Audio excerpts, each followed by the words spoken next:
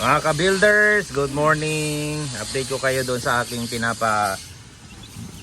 pinapapisang mga sisiw ng manok. Nandito na, nagpisaan na. Ito na sila oh. Nakakatuwa. Nakakatuwa na sila. Ito na sila. Ito ay ang unang batch ay 32. Hello. Mga ano to, mga magagandang lahi to.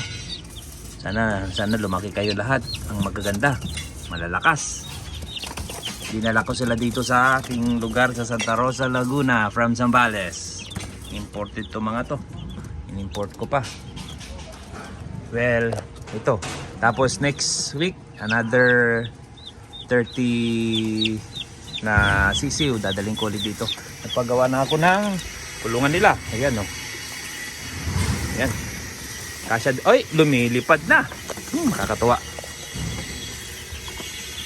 Okay, ito.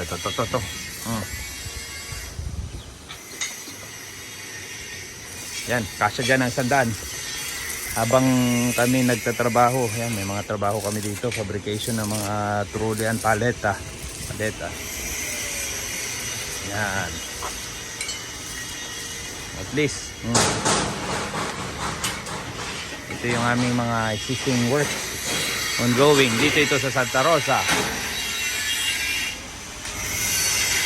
Next week, maradagdagan yung aking mga manok. So, it's still work.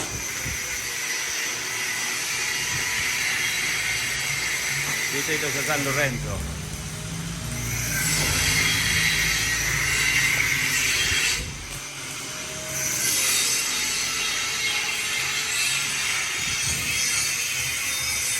Ganito yun, no?